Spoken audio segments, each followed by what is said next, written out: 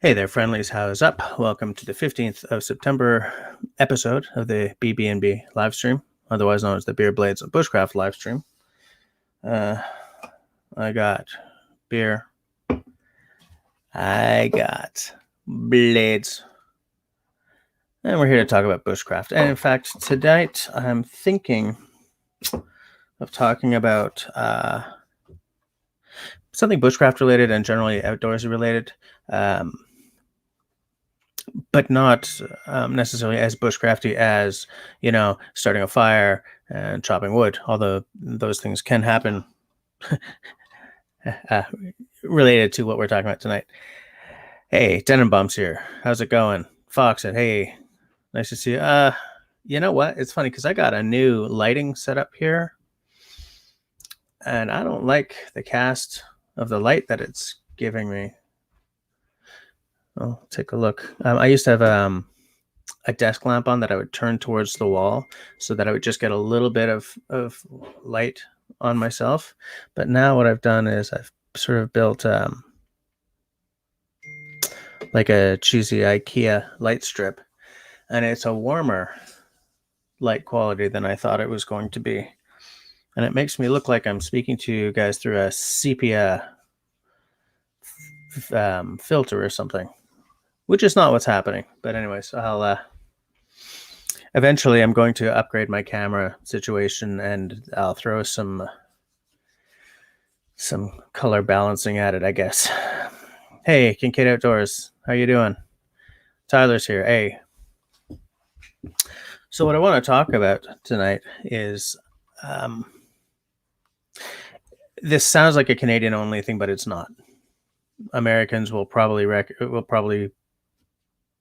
recognize a parallel happening in the United States right now. And we'll just see how much of the next 2 hours that takes up and how much we just sort of branch into other things. Let's start by talking about our beverages.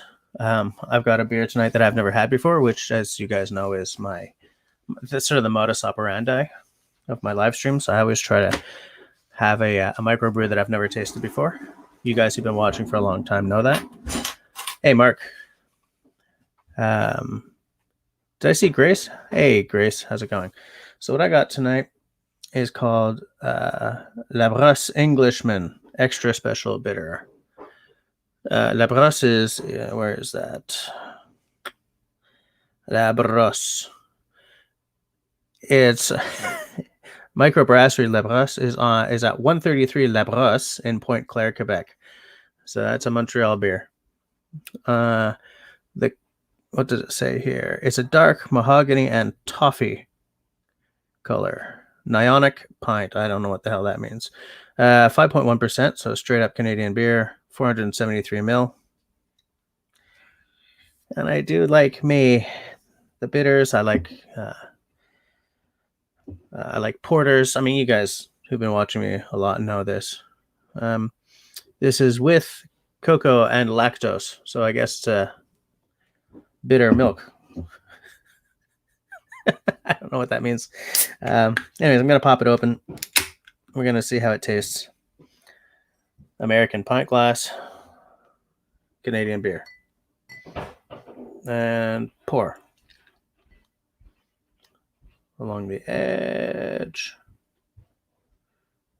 Let's turn it so you guys can see what I'm doing with the head. Man, the color cast of these lights really makes me look kind of satanic. Sorry about this, guys.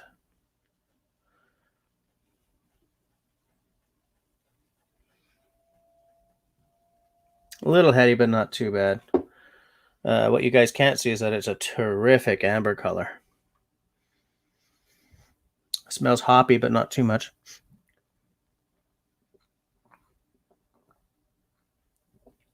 Oh.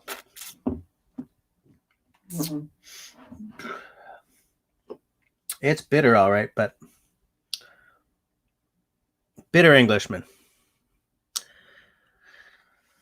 So quite a bit like me. It's a bitter. It's definitely like a recognizably British style bitter. I get like a cocoa note on it. the lactose, I can sort of recognize there's an element that I sometimes pick up in like a milk stout.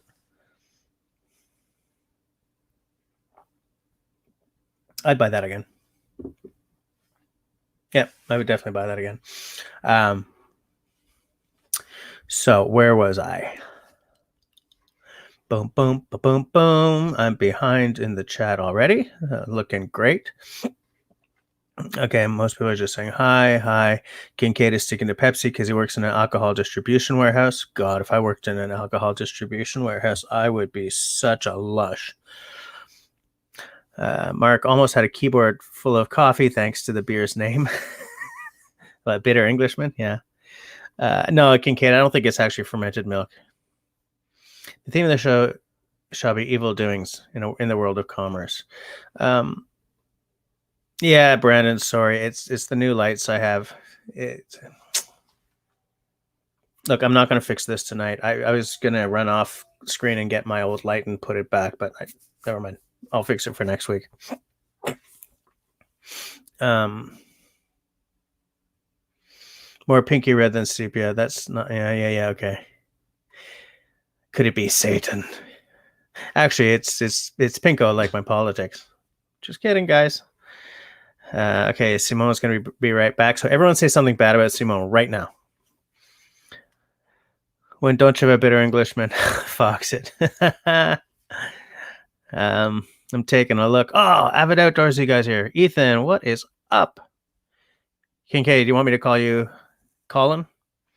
Okay, I will remember that.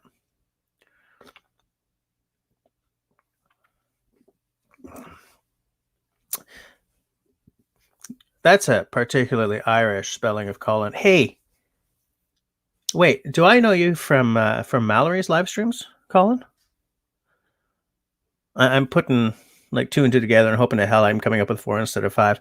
Oh, you get free samples, mostly wine, but you don't drink, which is funny. Yeah.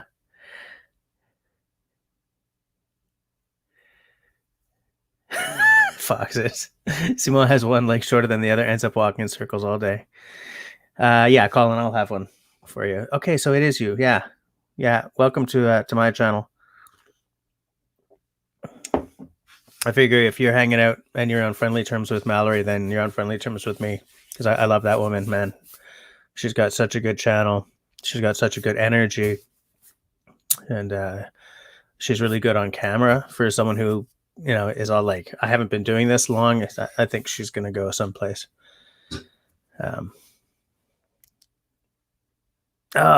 Ethan, you're spending 2 days in the woods. Nice.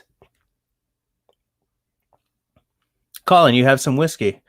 I don't even know if I should mention this, but I kind of feel like I might want to start a whiskey channel, because I'm very into whiskey.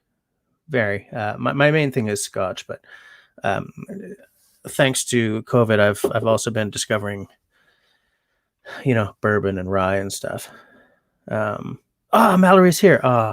Mallory, did you hear me? Yeah. How embarrassing. But it's all true. I love your channel, and I think you're a great person. You're good people, as someone once said. Ethan, I can't wait to hear about this. Does everyone say hi to Mallory? She's here. Ethan, everyone say hi to Ethan. Well, you guys are all saying hi to each other anyway. So here's what I want to talk about. And I'm going to put the invite, because those of you who are Canadian outdoorsy will know about this likely. Those of you who are American outdoorsy may be afraid of something similar happening in the States. In Canada, there's an outdoors retailer called Mountain Equipment Co-op. It's a cooperative, and it always has been. It's, God, I think it's almost as old as I am. And they've been falling on hard times, and they've just been sold to an American. Hey, Ethan, they've just been sold to an American sort of. It seems that this company specializes in transitional times, but MEC will no longer be a cooperative. It's just going to be a straight retail location. If it sounds like they're going to keep it open, but there's going to be some changes. What are they doing to it? They're selling it to They're a lot. selling it? Yeah. Mech is huge. Yeah, but we're in an Amazon world now, and I know Uh, that REI is also in a lot of trouble. So the same thing may happen down there. And Tenenbaum and I were talking about this earlier, and we were both reading pretty much the same articles, I think, right? Yeah, I think we saw most of the good stuff. There was a good piece in the Toronto Star, and then there was the press release. And those two pieces really had the most information, at least in terms of what the company that is doing the buying theoretically plans to do. Yeah. So who's doing the buying? So it's a private equity group out of the United States. Keystone, was it? I don't remember. I don't remember. If you want to chat, I'll look it up. But basically, they specialize in providing financing to companies under distress because there's an opportunity for them to make money. It's Kingswood Capital. Kingswood, that's it. I mean, Co-op from a corporate point of view has a couple of things going for it that make it very attractive. For about 5 out of the last 10 years, it has been voted the most trusted brand in Canada. So that has a very high equity value right there. Yeah. The other thing is that Mountain Equipment Co-op owns some very expensive downtown real estate in a number of cities, including Toronto, which is the 5th biggest market in North America. Yeah. So right there is some significant value for them, regardless of whether they do what they say they're going to do, which is maintain the Co-op as a going concern, or burn it to the ground. Either way, then I think they come out of it. I mean, we don't know the specifics of the deal. Yeah, but that's the thing, right? Because I'm a member, and I didn't know that the board was voting on this, right? So there are certain things that kind of rub me on this. I'm pretty sure I'm a member too, and I haven't heard anything about it. So there's a lot of angles there. I mean, a big one is that there was no consultation, and of course, in theory, it's a member-owned cooperative, so that seems wrong. People have started petitions to somehow reverse the sale, which I don't think will happen from a corporate structuring point of view, but members are upset, and I think members have the right to be upset. That's one side of the story. I mean, there's more to it than that. Co-op was already 11 million in the hole on the last fiscal year. This is before COVID, so they knew there were problems. And the other thing that I guess everyone should recognize is that MEC has been extremely responsible in light of the COVID situation. They made all of their employees permanent employees so they could take advantage of maximum benefits. They tried not to lay off anyone. They closed a lot of stores. Yeah. So they took the moral high road, but the moral high road was very expensive. Yeah. And I mean, if I can understand the reasoning. And from their point of view, the greatest value in the organization is their people. They did all the things they needed to do that kept their people and kept them fed and kept them well, but it risks the health of the entire business. Yeah. I just want to, before we go any further, I do want to hit up Fox that says that he doesn't think REI will go anywhere anytime soon. That company's been around longer than I've been alive. And the thing is, Mech has been around longer than I've been alive, too. I was born in 1972, and Mech was born in 1971. It is 49 years old this year. And I've been a member for 30 years. I feel pretty strongly about this. Yeah, I've been a member for about that long, too. Not that long, probably about 20. And just beyond that, I mean, this got me thinking about the overall situation. The reason this should be of greater interest to others, including people outside of Canada, is that it's reflective of what may happen in retail in sort of niche sectors in a lot of places. And I sort of see that COVID is going to accelerate that. Like maybe Mech wouldn't have been sold off yet if it wasn't for the COVID kicking the crap out of everything. So let me give you an example. If you look at Toronto, which is the 5th largest market in North America, if you look at specialty outdoor retail, there is almost no one left in the market. There's a store called Europe Bound, which is a longtime competitor of Co-op. Beyond that, there's very little. There's a wonderful outfit called Canadian Outdoor Equipment Company, which has a small store and does a nice retail business. Beyond that, if you do a lot of Googling, what you find is that a lot of the smaller indie stores actually have closed in the last 6 months. Well, There was a place called Higher Ground that closed. right. So if you look at all the participants in the market, it's very, very few now. Do they have Atmosphere there, or I guess Atmosphere? That store is currently closed. So Okay. yes, there is an outlet, but it was closed for COVID and it has not reopened. Okay. Mm. But Ethan, you said you're a member of MEC. I guess that's because you spend. I'm pretty sure I am for at least a few years now. Yeah.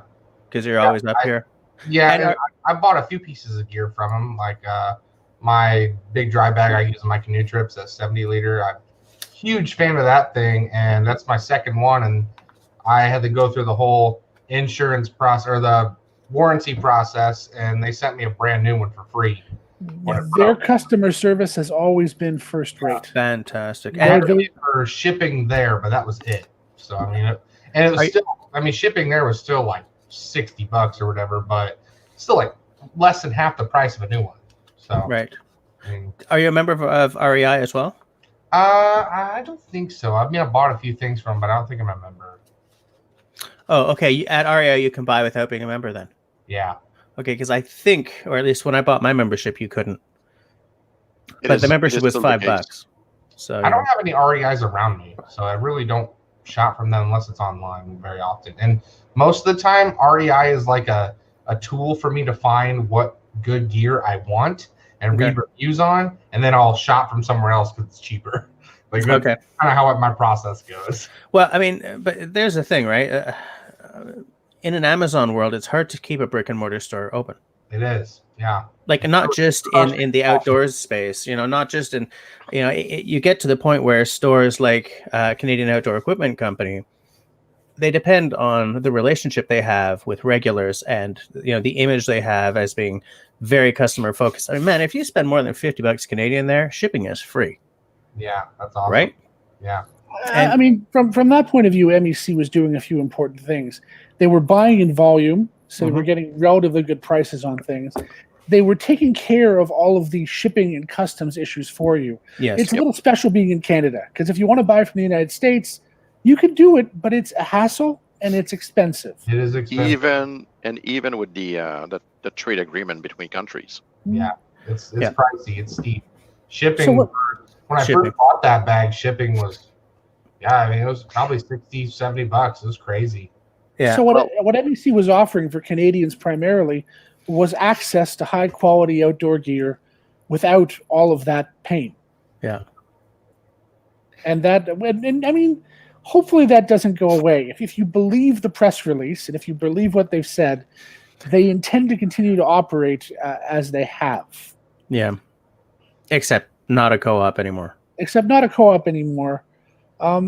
I mean, you could make an argument that the degree to which it has been a cooperative has been less important over time. Well, I figure that if they made this decision without a consultation of the members, then what you're saying is gospel freaking truth right now. Yeah, some board somewhere made the decision. They took a vote. The board sitting there in Vancouver. Whatever. Mallory says that they don't have MEC out there. And you know what? We didn't have MEC at all in Quebec for a really long time. It's really, if you're a company from outside Quebec and you want to open in Quebec. And this maybe is another part of the conversation, because one of the things that MEC did in the last 10 years is they went from 3 or 4 stores to 20 stores. Yeah. Having a very large brick and mortar footprint in an age when brick and mortar retail is generally receding. Yeah. So some people might be critical and say, well, part of the reason they ended up where they did and needed private equity financing is because they expanded their brick and mortar so far. I feel that whenever a company makes a big rapid investment in real estate, shall we say, very often they run into like here. I don't know if it's Université de Montréal or UQAM. I think it's UQAM. They dove into that's Université de Québec à Montréal. They dove real hard. Mount Royal on Mount Royal. Yeah, and they dove really heavy into real estate. And suddenly ran all the way out of money. So like I feel that at a time when more and more people were shopping online, because Amazon hasn't been around that long, And I have but to say, I mean, I'm of two minds on this. On the one hand, do I think that MEC needed a second store in North Toronto? Not really. People could go downtown. they Was didn't it? need to in Montreal either. But is it nice for them to open a store in Saskatoon where there's nothing else around? Yeah. Maybe that gives access to people who didn't have access before. So I don't know that I'm opposed to them having more stores. I think it's a question of some of the choices they made in Maybe. terms of where. Like the second one they opened in Montreal, they didn't have to open. It was a smaller store. It was not the store in Marché Central here, like their main store. Man, you walk in there and like you feel like spending a shite ton of money because like the store is Mac's philosophy writ in brick and glass and steel, right? There's water catchment, there's passive heating and cooling, right? Whatever you call that thing. Geothermal. Yes, I was looking for the English term. Then halfway through, I forgot the French term. But yes, it was geothermal. It was like everything that Mech ever talks about was built in that store. So when you walk in, you're like, they live the talk, and that's exactly the kind of thing that I want to reward with my money. But at the end of the day, it's an expensive bloody building. So here's an interesting question: does the new private equity owner care about the ethical aspects of how Co-op has been operating? Very often they don't. Will they try to continue to ethically source materials and labor? Will they be concerned about things like the environmental footprint of their buildings? That stuff is not at all certain. There's a few things that I'd like to add on this. First of all, MEC, at least for Quebec, came about 15 years ago, about the time where they really got expanded. It's not 10 years ago; it's a bit more than that. There's a store down my alley, about 5 kilometers from my house, which was opened 10 years ago.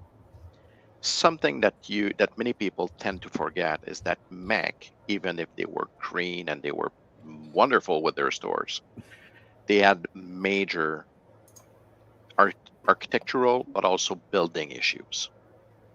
The skylights basically were leaking all over the place. You don't have one bucket to deal with a single drip. No, you had multiple buckets if it was raining hard. All over the store, they had literally plastic sheeting all over the place. They had one thing that I've done in the past. They had alarm system problems. Not burglary, but literally fire alarm. At some point, it was funny because they had problems with the batteries. Batteries aren't costing an arm and a leg, and they wouldn't change it because they didn't have the budget for it. Until a firefighter got in and has the assistant manager, do I need to issue you a warrant to fix it within 7 days, or should I just close the store right now? So within 7 days, he has the freaking batteries were changed. Do you know how cost what was the cost of these batteries? $180. It is not rocket science. It is not pocket money, but at the same time, it is still a freaking big company. Yeah. You need to add something else more than Toronto and the other 21 store brick and mortar. They were they were about to open their brand new headquarters downtown Vancouver. That building costs an arm and a leg, and probably both legs, both arms. Vancouver, hell yeah. Yeah. And so there's another question, which is, was MEC's move into ownership of high-end real estate consistent with their mission? Nope. I don't believe it was. Not Hard at all. to say. I mean, I like standing in there. I like being able to touch the stuff that I'm thinking of buying and trying it on and stuff. That's absolutely a value add. But they may do with rented spaces for decades. Nothing special. Whatever they could use. Yeah. I was gonna say, do they not do the shopping mall thing, Mech? Did they not do that? Like go into a space that a shopping don't- mall, they have their own building. They have their own buildings. Yeah. Every Lately, they have their own buildings. Really? Well, that's dumb. They should go into a shopping mall where they don't have to worry about that. They're just a tenant and the Yeah, landlord. a shopping mall is not green. Yeah. Oh, okay. I guess yeah. Colin, I don't believe there's a Sportsman's Warehouse in Canada, but I do remember back around 2009 or something, an Alberta company was going to buy them. Still, But I don't think there's one. Sportsman's Warehouse is not present in Canada. However, Bass Pro Shop and Cabela's are. Yeah. none of Cabela's them came Quebec. into Canada by buying Outdoor store in- Warehouse. In Winnipeg. The Winnipeg one, yeah. And that And- covers a large segment of what you could get at MEC. What you're missing, what you really lose if you ever lose them, is what they originally were built up for, which was literally mountain equipment, high end mountaineering gear, which you simply couldn't get anywhere else in a reasonable way. And but let's remember that as part of like the new logo and everything, they were really shifting more into like an urban active wear kind of, so I mean they still had a lot of that really good mountaineering and camping stuff, but it was taking up less of the floor space. Like I was no longer actively buying at Mech by say last year because I wasn't looking for, And you could argue for or against that. I mean, on the one hand, the argument for it is that it makes MEC more relevant and more accessible to a larger proportion of all Canadians. The argument against it is that you can buy outdoor clothing in lots of places, and that the core mission of MEC is not to be a clothing manufacturer or retailer. It's Not to be at all. an equipment provider and a provider of the kinds of things that you simply were unable to obtain through any other reasonable channel. Something else. Well, there's something with this. The market for everyday carry or casual wear clothes is far greater than just the core outdoorsmen or people that are out. Something else that Mech invested into over the last 5 or 7 years is they invested heavily in biking. Yes. Every single store had their own bike shop, and they were not selling the cheapest bikes. No, they were just selling the very high-end stuff, high-end and stuff. that's it. And also trying to make a good business out of repair. Yep. And that sort of thing. And they were selling their own bikes, which, by the way, were not cheap bikes. They weren't like Canadian Tire bikes. These these bikes were tickety frickin' boo. These were nice bikes. And the argument there was that this was environmentally friendly transportation and very consistent with both their green mission and their active Canadian mission. Which I don't have a problem with. It was a big change for them. I don't either. Yeah.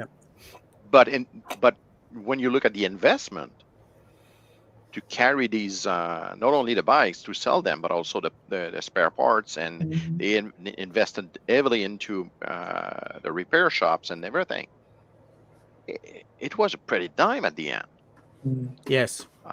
It is not putting a full rack of clothes in back of you. You'll probably get 2 or 3 rack of clothes for a single bike, and you need bikes on the floor if you want to sell them. Yep. And I find that like a lot of their outdoorsy stuff had sort of like they didn't have.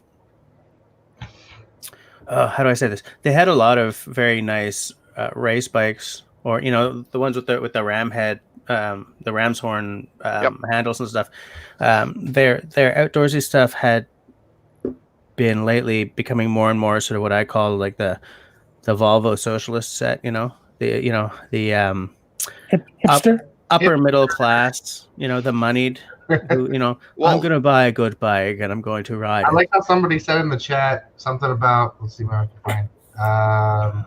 Yeah, the Teletubby colors are ridiculous. Like, that's so true. Oh, yeah. Well, the last couple of years, as they've gone more into the urban active rather than, Yeah, like my dry bag, I got black when I bought it. It was like 3 years ago or whatever, and you cannot get that color anymore. You can't get any dark colors. It's all like yellow and blue and stuff. Like ridiculous. Mind you, mountain equipment has always been, bright yellow or bright orange, which a lot of people hate. But that's so you can find your tent in a blizzard. Right. Yeah. I just want to. I like dark stuff. That's my thing. I do as well. Though I do like and thus you should stay away from blizzards if at all possible. Yeah, right. I just wanted to say to Colin that Canadian Tire is actually closer to, I guess, Target would be the closest American. There is sometimes archery stuff. There is sometimes firearms, but it's very much the call of it's on a store by store basis based on what their management feels that they need. The Canadian Tire that I have gone to the most has a large fishing section, but no firearms and a very small archery section. It just depends where you're at, pretty much. It totally depends, and these days especially, Canadian Tire is the general store of the 21st century. The only thing that they don't carry is food. The one at Alexis Neon carries food now. Okay. Yeah. It's just since the redesign. It sounds really similar to like Walmart sports and outdoors section. It all depends on where you're at for what. Yeah. In some ways, it's very. All I can buy is like bass fishing stuff. Like that's all I have.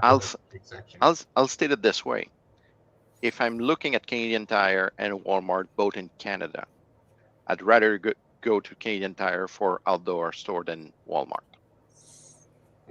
It is higher quality, and you'll get more stuff on the shelf than in Walmart.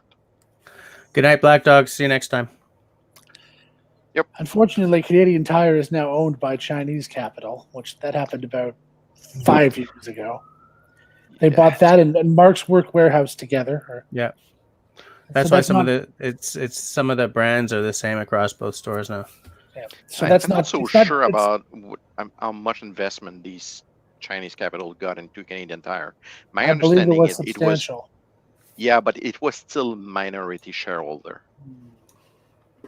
They are still trade on the Toronto stock market, and they're still kicking it anyway. And I think most importantly, they eliminated Canadian Tire money, which for me is just a deal breaker right there.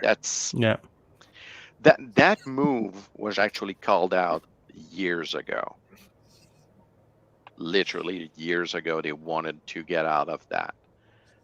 So for those of you who don't know about this, it's basically like coupons in the sense that it's money that you can only spend at Canadian Tire. It is private money, and it is a private currency actually. I mean, it's a little bit like airline points in the sense that it represents an unsecured liability for a corporation. So from a balance sheet point of view, it's a bad thing for them because they never know when it's all going to get called in. So that's why they don't like having it.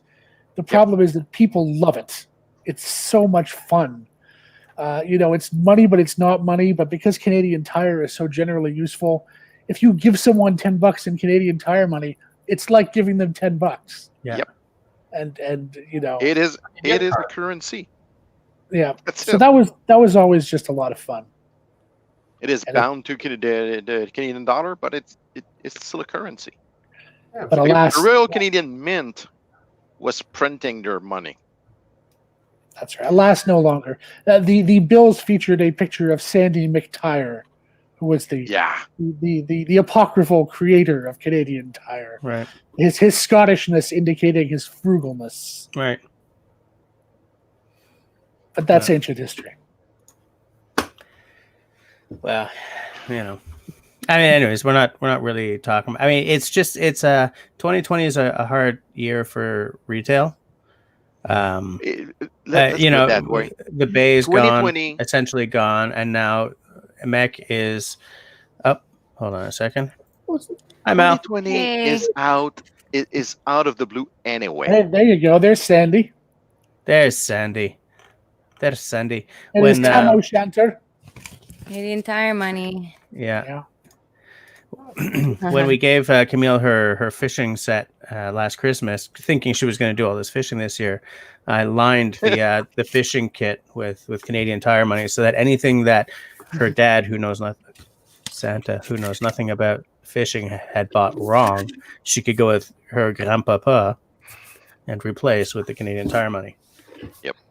Awesome. Oh man, I had like a huge pile of Canadian Tire money. Like, I think I had like $20, I'm- and I exchanged it for $20 in another sort of coupon, and I like stockpiled a whole bunch of stuff. Like when I was a big couponer. Okay.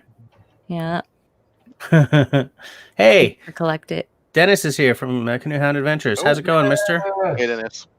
Speaking of guys who've been out and about in the woods lately. Oot and a boot. Oot and a There's boot. still a couple of companies that in the same field or same retail space that Canadian Tire than Mac, who has some got through difficulties. Speaking locally, the small chain L'Accordé was sold a few weeks ago to Really? private equity as well.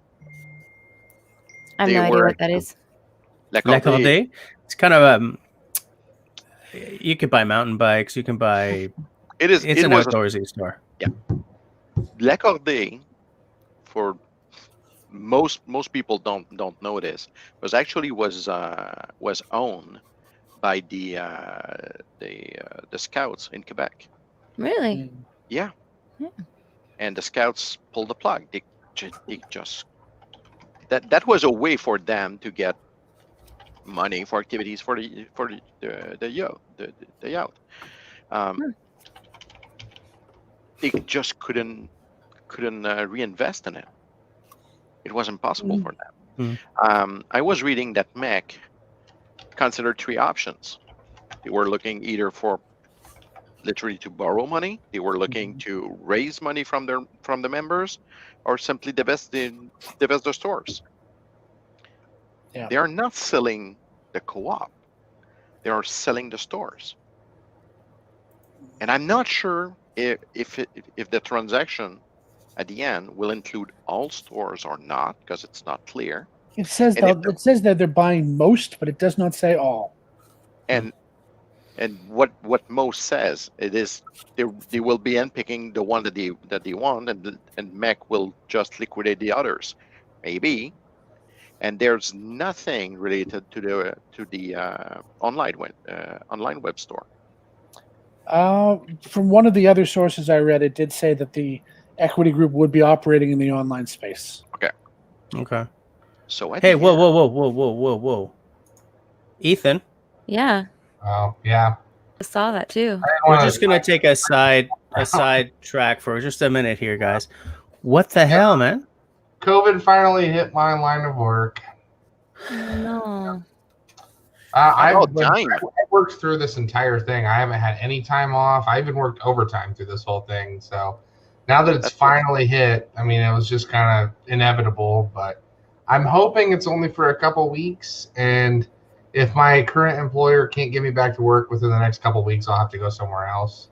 So how does it work down there? Do you have like an employment insurance? Yeah, we got unemployment. I signed up for it the day I got laid off. So I mean, but it's like maybe a third of my check. So I mean, it's gonna be a little rough for a few months. Yeah, well, I'm hoping our Congress is working on passing another stimulus relief bill, so I'm hoping they'll pump that back up. But I don't know what's going to happen. They're so back and forth all the time. I don't know. What line of sorry to work hear were it. you in? I don't want to sound mean, but that's about time. You sound mean. Mallory, you're an electrician, aren't you? Yeah. Yeah. Oh, Sorry to hear it. Although I get what Simone is saying. It's nice that you've been able to work, like through this Literally. so far, because a lot of people, I've been lucky. I've been fortunate. So I mean, it's hard to complain, but at the same time, it still sucks. I mean, I got a mortgage and kids and stuff. Yeah, of course, absolutely. I was gonna ask how come you were leaving for 2 days in the bush tomorrow. I was like, I just came across a lot of free time, so I'm gonna film some videos. Did Americans like shift the week and the weekend off from the rest of us? Yeah, our Saturdays are in the middle of the week now. Sorry to hear it, man. What happened? Yeah, I appreciate What a crappy year. Yeah, it sucks, man. That's funny because I don't know why, out of the blue, employers are calling in and proposing jobs for me. I got 2 calls tomorrow morning. I got another one on Thursday. I have a friend who works for a major Canadian airline, and Forget about it. They're they not gonna fly. they recently laid off they had 2 rounds of layoffs, and that was over half of the company.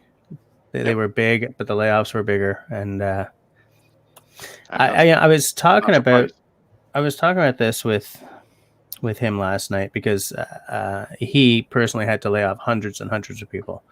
And those who are still working, there's a mixture of people who have to work in the facilities and the rest have to work from home, which is very similar to the company, which I will not mention, that I work at. But I wonder, I said, I don't think flying is going to be the same for a long time after this. And he's like, you're damn straight. But I wonder what the long-term effects of this are going to be on that industry.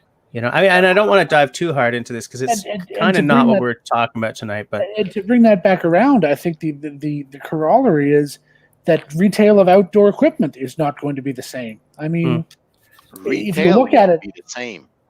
Yeah.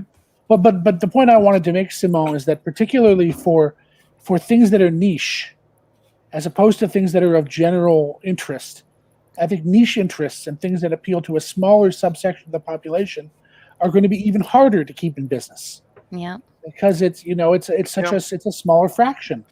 So I mean, it's not just MEC. I mean, it's all these other small independents. And then the question you have to ask yourself is, if you like doing the things that many of the people who are watching this channel like doing, are you going to be able to get the stuff that you want to do them anymore? I mean, Ethan mentioned that Slog backpack. That's a great portage bag. Right now, MEC is out of them because they haven't produced any lately. Maybe they'll never produce them again. And if they don't, then that was a unique, high-quality product. There really isn't much as good as it is on the market right now. It's the kind of thing where, well, if you don't have one, maybe you're never going to be able to get one. Something that bothers me a lot. Something that I will really miss about Mac will be especially their in-house brand. Mm-hmm. They were not, to my knowledge, any crappy product in it. It wasn't like Canadian Tire house brand. It was. Yeah, it was. They had outstanding products. They had middle product, but nothing crappy. And it was at a very decent price. Yeah. Yep. It was always good value, and if something didn't work, they got rid of it or they fixed it. I mean, they took that part of their mission of the development of low-cost, high-quality outdoor equipment quite seriously. Yeah, absolutely. Now, interesting, Mal. Because Yeah. I mean, I live in Montreal, so if I wanted to go to Mac or Lee Valley now, I could just go. But out there, do you essentially have to buy online? Just let me start the whole sentence again, right? Okay. Hey, Mal. I'm pretty lucky because I live in Montreal, so if I want to go to Mac or these days Lee Valley, I can do it. But out where you are you essentially stuck with buying from like Amazon or online or whatever, or do you have like little shops you can go to that has kind of the same stuff for around the same price rather than small shops sometimes? Well, they're more expensive for sure here because I mean it's mostly like little des petites entreprises. They're small businesses. Except for like Sport Expert, we have a Sport Expert here, but we don't have enough selection. Well, Sports Experts is kind of crap selection no matter what, right? Because that's why they have Atmosphere.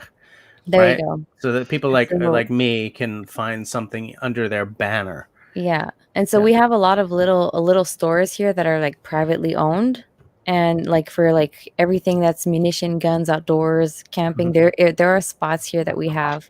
But like the big box stores that have to go to Quebec, which is like an hour 15 minutes away. For those of you who are American, Mal means Quebec City. Yeah. She's sitting in the larger Quebec, but has to go to the Quebec and needs to go to Quebec. Yes, exactly. Yeah. So right in the city. And I hardly go anymore because I mean I don't have to go anymore. And I can't go see my friends as I used to, and COVID's getting real bad out there. So yeah. I don't know if you watched the government's update today, but I've been excavating all day. Okay, Get well, ready for round 2. yeah, 8 regions just got put on higher alert, and of course, including Montreal, because this city is full of stupid people. Mm. But yeah, Well, other regions are actually fighting for that title right now. strangely, they really are, and it's about bloody time. It's about bloody time because for this whole damn thing, everyone's, especially Quebec City, right? They're Montreal. Montreal. Yeah. And now we're sitting back, and actually, we're not the problems right now. Thank you. I know a whole bunch of people out in the country here. It's because we're so far out. So like when people from Quebec come here, we're like, oh, tourists, Yeah. So and the people that are really local here, they like ils lèvent le nez. How do you say that? Like when they see Montreal people, they're just like, Yeah, that's sort of you know? And they're like, oh, well, why don't you stay at home? And I hate that when they do that. I'm like, well, they're allowed to have, their little chalet and their little cottage time too, Yeah. I hate it when people are just so like single-minded on like where you come from. Yeah. I remember once back when I was still mountain biking, back in the halcyon days, there was like 4 of us in a car, and we were booting it home from Bromont, and we came up to a red light, and a woman came up next to us and rolled down her window, like, Monsieur, do you guys come from Montreal? And we're like, yeah. She said, it shows in your driving, and she blew the red. Oh my gosh. We were all looking at each other thinking, we're being filmed, right? Like, oh my really gosh. Oh my gosh, that's crazy. Probably right, though. I mean, I don't drive in Montreal no more. It scared the crap out of me last time I went there. I went there in like, it was a Friday night. I was going to eat dinner with my sister in like Centreville, like in the huge city. And I seriously had to follow my sister, and she lives there. I was like, never again am I going to do that. Right. I'm going to be one of those old ladies that can't go like driving in this city. You'd be like my mother-in-law. Oh no, je viens pas. Je vais pas conduire. I never I'm thought not coming. that I don't would want to be drive. like that. Yeah. I never thought I'd be like that because I worked full time in my car in this city for so many years, but being back here for like, there's no more traffic. There's nothing. Mm-hmm. And like you go to the store, there's always place in the parking lot, Yeah. So yeah. You're getting out of your driveway, and the only thing that you need to care about is there's a cow or a tractor crossing the road. Exactly. Yeah. Yep. That's I about Or it. a moose. eat supper, so I'm gonna go eat supper because my stomach is eating itself. So Why don't you just bring supper on screen, man? Ethan, we never get to see you. You're not going anywewhere. I'm in my underwear, so you're not gonna want to see that. Okay. Business attire up. That's like half of my meetings because I work from home. Like I've got a respectable T-shirt on, and I'm in my gotchis. Yeah. Just like I'm not getting up to make tea, not until after I the meeting. love wearing a shirt right now. Enjoy your dinner. All right. Yeah. I'll listen in. All right. See you See you later, later. Ethan. Thanks for Okay. coming on. Send me your address so I can send you. Oh that. yeah. All He's talking to me, of course. Talk to you. All right. See you later, Ethan. Yeah. All right. Bye bye. See ya. I love that guy. Yeah, he's cool. And he can be talking about like, oh, I just got laid off for tonight, and he's always got like a positive sort of outlook and stuff. And I could have just won $30 million, and I would still find a reason why the universe hates me. So I always sort of see people like that and think, now there's something to sort of strive towards. Yeah. I didn't intend to be mean, but at the same time, I was surprised that It just comes so he got- naturally. Yeah, I know, but it's just my personality, and that's it. Mine too. But I was surprised that he got through the whole thing up Yeah. to this point. Yeah, that's cool.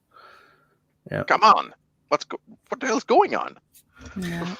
Yeah, and it's funny because I always sort of see we're so far off the mark here, but I always, because the only experience I have with the American side of this is, well, about 1 million in-laws and the news. Whenever someone I know who's in the States loses their job, I'm always like, going into panic mode for them, right? Because oh my God, there's no social programs, and you lose your job, and you may as well just starve on the street because nobody cares, and all this stuff. He may be perfectly fine, but I'm kind of stressing for that guy right now. I mean, because our employment insurance system is maybe not the best in the world, but it's pretty damn good compared to what my in-laws can access down in like New York or Florida or anything like that. Yeah. I guess on the plus side, he's a tradesman, and his skills will always be in demand. Mm-hmm. So absolutely.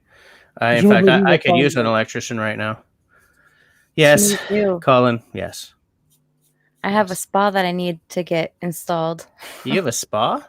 Yeah, but like the cover blew off last winter, and so now it's full of old snowy rain left over, and now the pump has to be put back on, and they have to get a new breaker, and it's been there for like almost 3 years on the side of my house.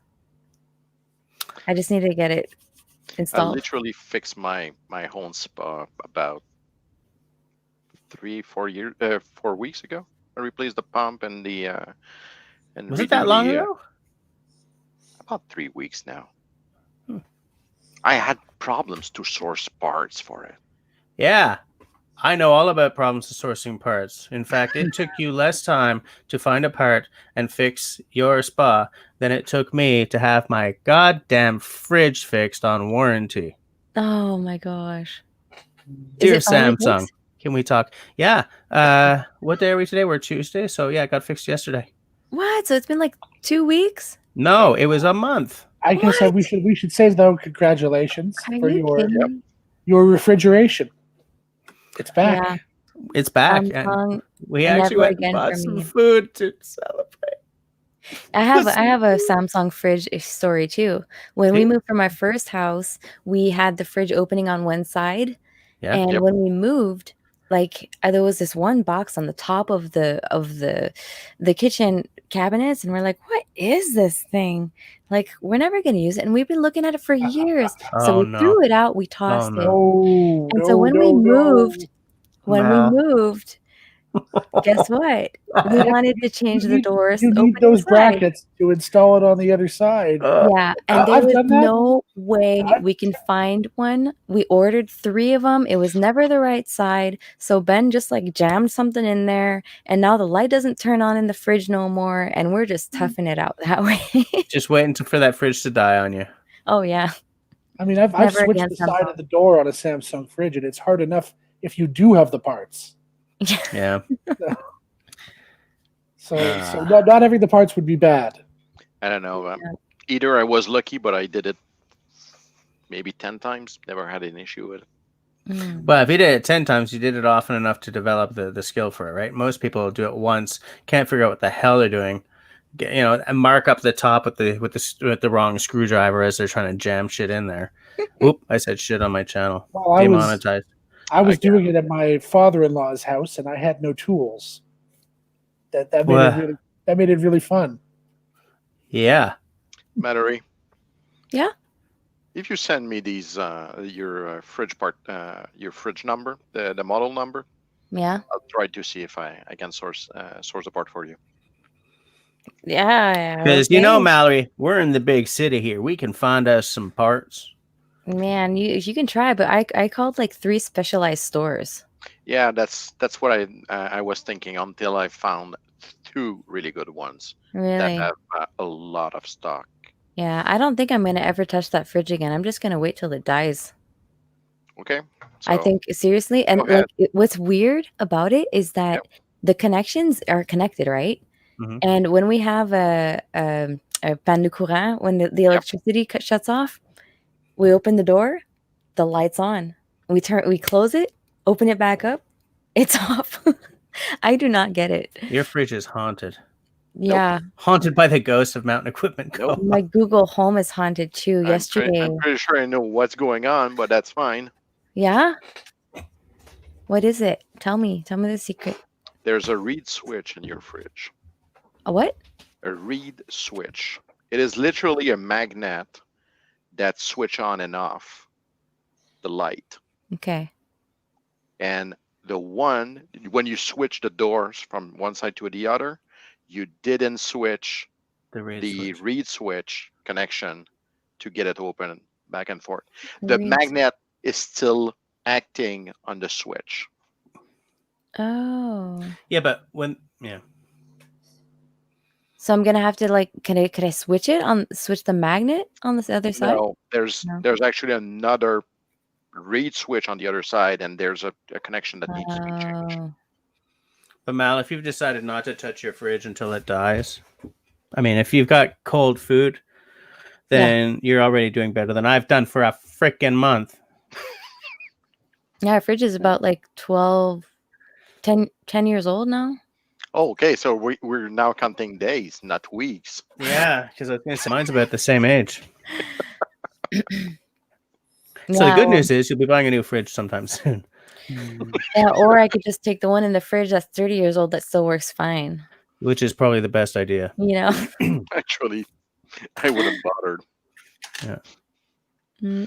It's like any appliance here, like washer, dryer, washing. Why would I have a hard time speaking in English? Dishwasher. I will never buy them new again. I'm just gonna buy them used. Yeah. $100. Yeah. Works Yeah, fine. I don't know. Yes, by trade, I'm an electronic technician, so I don't have any problems dealing with these kind of circuits at all. But I've done enough plumbing, enough everything that I don't care anymore. But this stuff is reminding me of that thing that I keep banging on about, and that I like about stuff like canoes and axes and knives and like buck saws. The fact that I'm so tired, and you guys, all four of you, have heard me say this, and everyone in the side chat likely has. So I'm going to repeat myself, and I'm sorry, but hey. Yeah, go ahead. I'm so tired of buying stuff that I know is going to let me down. Yeah. And that's fridges, that's TVs, that's radios, that's computers, that's like anything where there's complexity built in. And I fully agree with And you. they're expensive, man. They're expensive. Yeah, I know, Simon. You know exactly what I'm talking about. And I'm just so tired of it. And the more tired of it I get, the more I love old things from the 50s that were simple, and it doesn't look really modern. It doesn't have to be complex things, though. It can be simple things that are made badly, too. Yeah, absolutely. But I find that with more complexity, you get a higher chance of an incident because you have more incidents. Or at least the expectation that since you're spending a lot of money, that the thing is actually going to work for a while. Yeah. Yeah, I just, and so I just keep throwing my money at like fancier and fancier axes because because I love them, to be honest with you. but because it's a simple thing, it's a wedge on a stick. If the stick becomes loose, I know how to fix that. I don't have to wait a month for parts to come from a warehouse in Texas. Mm-hmm. I know how to fix that. If a knife, if I get a ding in the blade, I know how to fix that too. It takes a long time, but I know what to do. I don't have to wait for parts to come from a warehouse in Texas. If this thing here cost a mint, okay? This base is what's called active, which means that I just put it through my ceiling. That's okay. It's not 5 strings. Yeah, I only play 5-string basses. Oh. In here, there's an active circuit. It takes a battery, okay? This is a fantabulous bass. Twice now, I mean, I've had it for like 8 years. Twice now, I've been on stage, and the battery's gone out on me.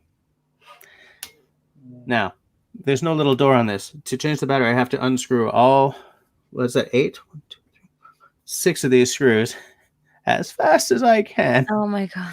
And change a battery in there, okay? That's not a ding on this company or anything. This space, I picked the wood to go into it. I had to go down to New York twice. It's, before I bought this house, the most expensive thing I'd ever bought. And I'm never going to get another one because I just can't monetarily. Do you know what will be what is my next step regarding my spa? Just one thing. This base is a Fender Precision bass. Simple as hell. No battery, nothing Nothing. active, And it volume won't and tone. reach Whoop, one pickup. Okay, cost like $1,200. These are very, very, very blue collar basses, and I love this one because for two reasons. A, this model of bass was the first commercially available electric bass guitar. Okay, so this is an old sound.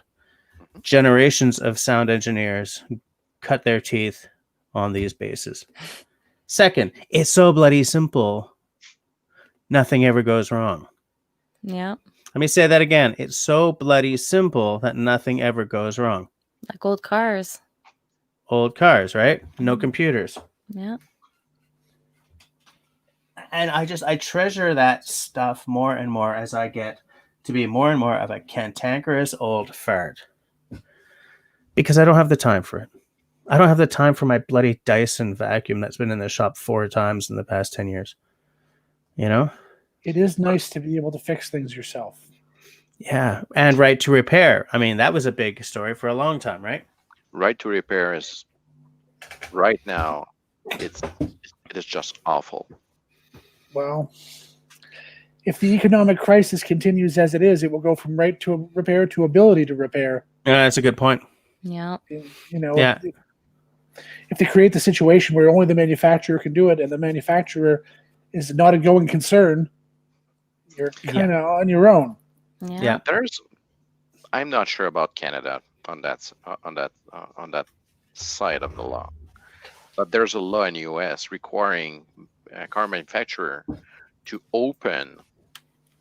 allow manuals to be published and to get an interface circuit ODB2/CAN in order for an independent mechanic to be able to repair the cars. Yeah. Now with electric vehicles, which were not planned in '96, well, it's out of the law. Wait, whoa, they're not covered? Yes, they're not covered. Well, that is distressing. So you cannot go to anywhere else than Tesla to get your car service. You can go to anywhere else than GM to get your Volt service. Interesting. There's some guys that hack the system in order to get access to, but it's still a hack. There's nothing the car manufacturers has to do to give them access to. Well, I guess it's a good thing that I can't afford a Tesla then, because that would just totally make or break the. Let's start with right? John Deere then. John Deere, a basic tractor. No, the equipment is too damn expensive, and they won't sell it to independent other than their dealers. But John Deere was the company that ended up inadvertently, obviously, starting the move to the class action. Well, of course. You know, because you don't mess with a farmer. You don't mess with a farmer. Right?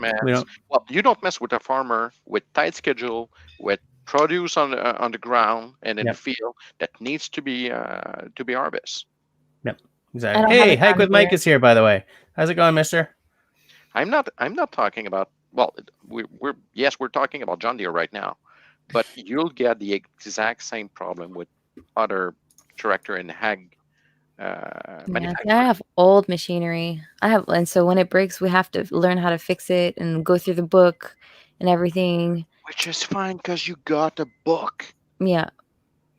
You know, Mal, I have a friend who I want to have you and him on one night because he's a homesteader in Saskatchewan, and he's a former Mountie actually. He now homesteads, and I think he's the reeve of his small village.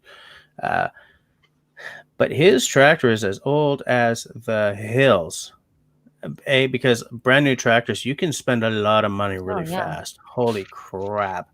But you know, if something goes wrong with his tractor, he takes a wrench and he pounds on it until it works again. Right? Can you imagine it with these new No, right?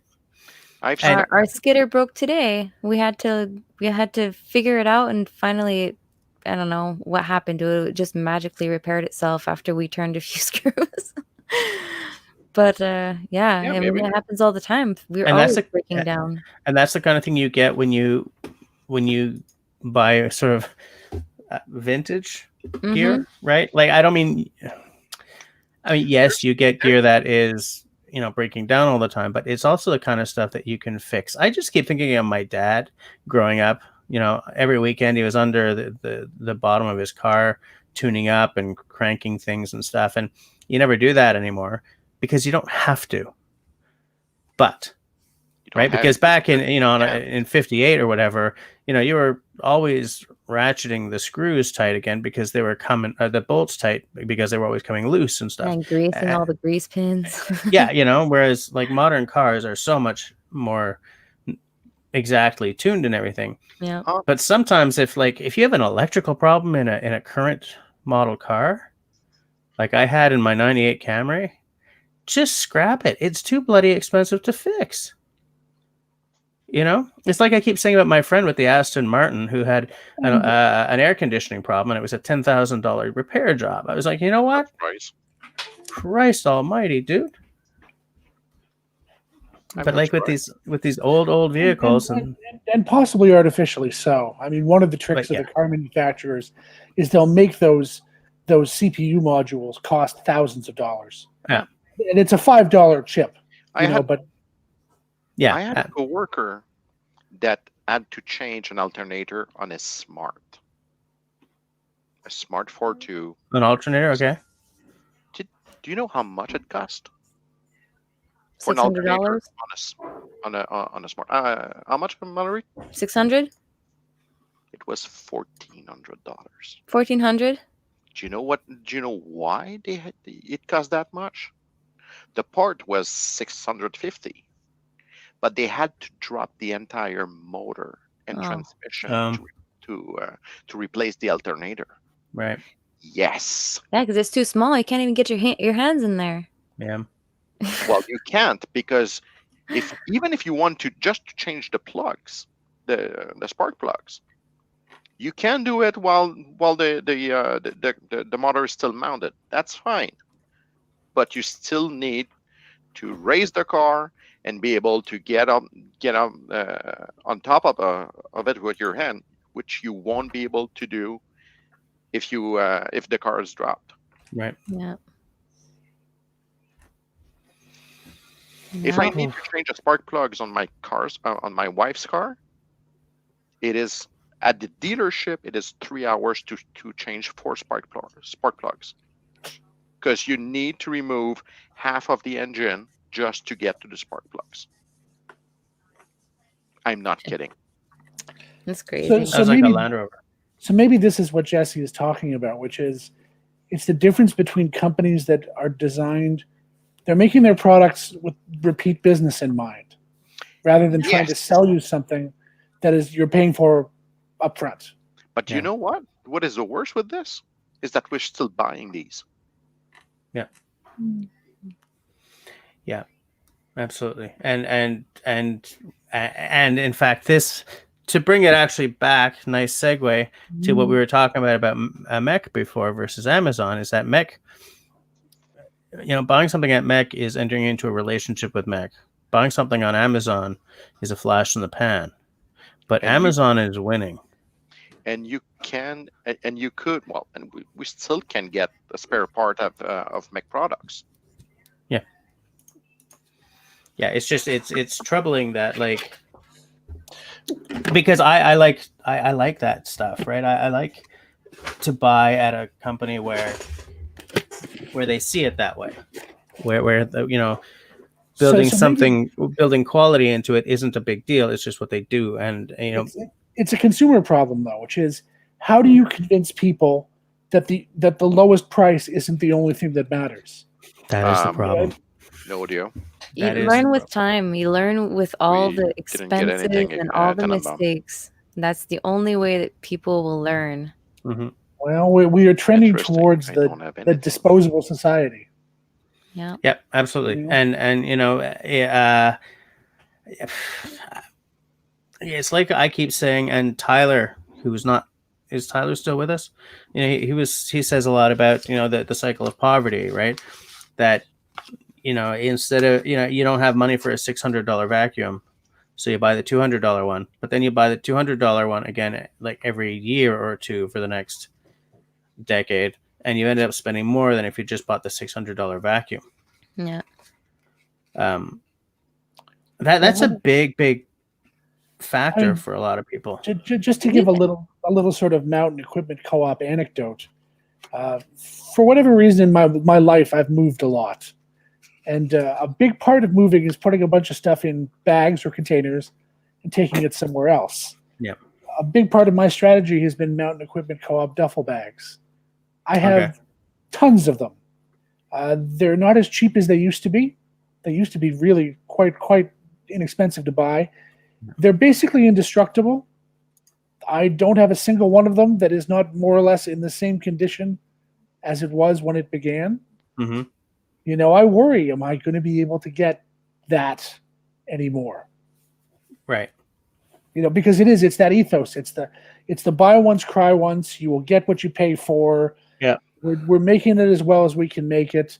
And if in the unlikely event something goes wrong, we'll fix it or replace it. Yeah. I've never heard of someone going to co-op with a problem and not leaving with a reasonable solution. Right. Oh, hey, Outdoor Hobbit. Right. Outdoor Dauber is here. How much beer did I drink? Hey, Dauber. I just want to say hi since I don't know when he come on. And that's a good point, Tenenbaum. We don't know what's coming for Mac. We don't know if we're about to lose this seminal outdoor shopping experience for many Canadians, And bear in mind, I don't think that they always had the best of everything, right? For the longest time, they didn't have a good axe. They had, a lightweight backpacking axes. They had those Gerber garbage and stuff. But now they have, what is it? Holdbrooks? They have a very nice Council Tools at quite a good price right now. Yeah, but they didn't for a long time. But it's leave no trace. You don't need an axe. Yes, you do. You always need an axe. You can never leave your living room, and you still need an axe. Okay. If you're going to do expedition do an expedition in the north in the winter, you need an axe. Don't need. They But that attitude problem. Don't need an axe. Well, they aspire to support all kinds of outdoor activity. You're right. Yes. There was a time maybe when they did not.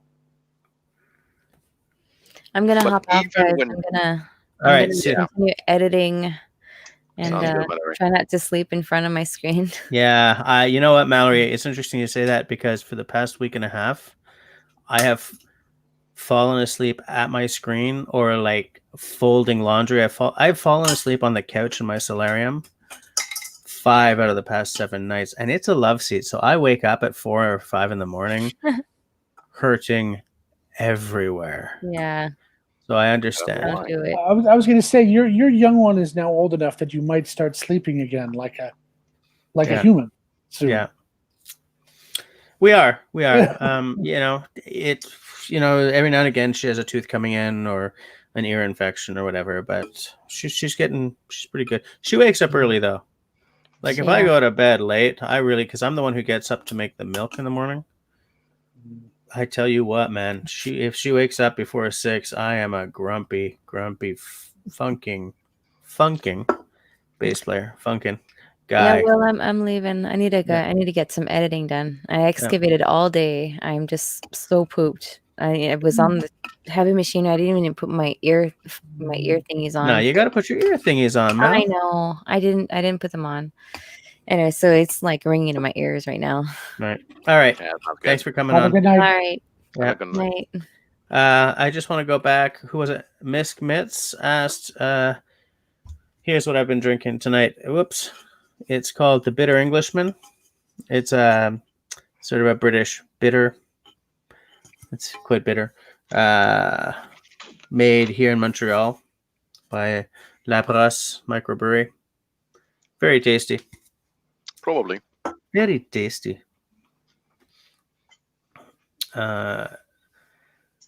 Is Colin leaving too? Wait, was that Hike with Mike said he prefers a saw and a hawk? Really, a hawk? A tomahawk. Yeah, but I've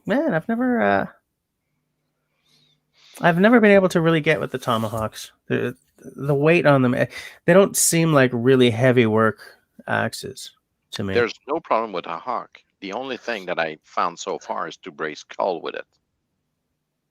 Fair They're enough. good at this, and that's it. Yeah. Oh, Yeah. I'm sorry. I'm Canadian, and I need a good axe to survive at some point. Well, being Canadian, you need to have a Hudson's Bay, eh? Nope. I need a Montreal. I have one of those. I even have a handle for it. It's a weird looking head shape, I find, but I can see the logic behind it to a certain extent. It's funny because the original Hudson's Bay, the ones made by Collins back in the day, they had that same sort of notch between the bit and the collar, the whatever it's called. Yep. I would love an original, like Collins legitimate Hudson's Bay in good condition, not like completely. As far as I'm concerned, as far as I know, they were not original Hudson's Bay. That pattern existed way before Collins. Not exactly that pattern. It was based on older like trade hatchets and stuff. But what I want is the Collins legitimus. Okay, get it in the U.S. Yeah, get everything get in the a U.S. Walter from Canada. Yeah, I would like a Walters one too. Well, I don't have the Hudson's Bay pattern from Walters. I don't have a Hudson's Bay at all. I just have a Montreal pattern Walter. Well, sorry, a Black Diamond. I'm looking for a picture of a Montreal pattern for Colin. What the hell was that?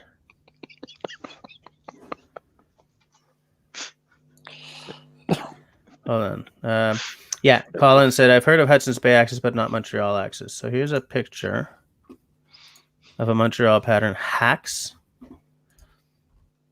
Just let me bring the photo up. And then I can utilize the utilize. I hate that word. You know what utilize means? It means to use something for a purpose for which it was not designed. That's what utilize means. So when people are saying, yes, I like to utilize matches when starting a fire, I'm like, no. That's enough of that. All right. It's like the original meaning of cute. There we go. Is everyone seeing this? Yep. So, Colin, you see how it's got that little divot between the bit and the collar there? This one's an Agdor. They're sort of, I think they're almost the only one making Montreal styles right now. That's it. So. Is there someone German making one as well? No, I think these guys are the only ones.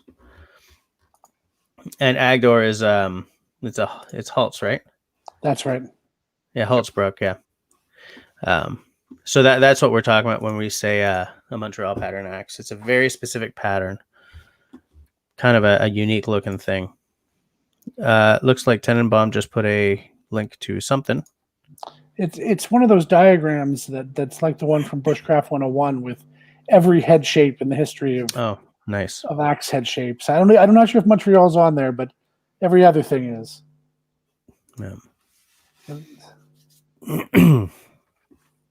But yeah, mine is old. I think mine's also a Holtz, and it needs some love. It needs a new handle, which I have. It needs so much work. Skill cult. Skill cult. Stephen Chelsom. Anyway, he released a very good video this weekend related to how to choose an axe. Yeah, I saw that. It was pretty spot on. Well, I saw that. Highcliff Mike is in the deep south, so my firewood is usually softwoods, which is why a hawk makes more sense for cutting than firewood. I had thought that maybe it was about. Oh, excuse me. I had thought that maybe it was more about portability. you know, because like for hiking and stuff. Oh, Miss Mitz just got your name, Tenenbaum. Like, Well done. yeah, I had thought like that it was all about the portability, because I've only ever touched maybe 3 Hawks, but they all seemed really, really handy in terms of just throwing it in your back or on your belt or whatever, and going. Like not as heavy as some of my other axes. Colin says my big axe is a Collins, but my hatchet is a generic hatchet I got at the Iowa Deer Classic a few years ago. Okay. A very cheap axe I got for only $10. Does it works? If it works, well, I would call that a win. What, you know, generally speaking, I'm of that mind. You know, if it's a workable axe and it doesn't hurt you to use it, who cares? But stop yawning. Sorry, guys. The youngest was sick for the past 4 days, so I didn't get a lot of sleep. I want a wooden handle. I don't want that hollow garbage fiberglass handle that the Fiskars have, or Gerber or whatever. I don't want a metal handle wrapped in leather or whatever. I love the Estwing look. For a hammer that I'm not a carpenter, so I'm not banging like 8 hours a day for like a 16-ounce hammer. Fine. Looks great. I love the leather. For an axe that I could see myself using for like 3 hours at a time, between like cutting down your standing deadwood and cutting up kindling, I want a hickory or an ash handle, maybe an oak handle, but I've never tried that before. That's what I want. I'll be a bit more controversial as usual. Because you're never controversial. I don't mind the hollow handle of Fisker / Gerber. What I mind about these axes is the steel quality. What, the Chinese mystery steel? Even Chinese mystery steel is probably better than that. It might even be Spanish mystery steel. It might be. Might be. Look, they're very easy to sharpen. Oh, they're in exactly the same way as they would be extremely easy to sharpen if they were made of butter. Hey, that's sharp, right? But like, I have one of these Fiskars. I use it as a grubbing axe because I don't care about it. Right? I don't care how many dings are in the blade because I just use it as a grubbing axe. Oh. I was using a Mastercraft for this. Yeah. But I upgraded to a Maddock rather than having a pickaxe on one end. It has a blade. Yeah. Yeah. That's fair enough too. And it was a $20 upgrade in my case. Right. I already had the handle, and I only had to snatch the head. That's it. Next. Mm-hmm.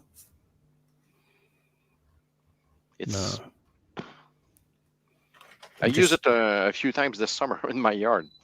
Works great. What I was about to wanted to ask. Yes, Mac right now is down. L'Accordé is pretty much down as well, at least for Quebec, I'd say. What will be the next store that will go, or the next chain or retail store chain that will go down, that will hurt if it does? Well, I think losing the Bay is going to hurt because I wanted a Hudson's Bay blanket. If you can afford it, okay. Yeah. You know, they always had those made for them anyways. I wonder if the companies in the UK that make them, maybe they'll keep making them. They just... Well, what I read was that the Hudson's Bay stores were being closed. I didn't hear that the entire company was disappearing. So I'm wondering if they're trying to reinvent themselves as like an online retailer or what. You just reminded me. I actually had a kind of a surreal experience about 2 years ago while we were still traveling. There's a Hudson's Bay store in Amsterdam. What? I know. You want to take that one by yourself slowly again. There's a Hudson's Bay store in Amsterdam. They Why? developed it as a high end retail concept, Yeah.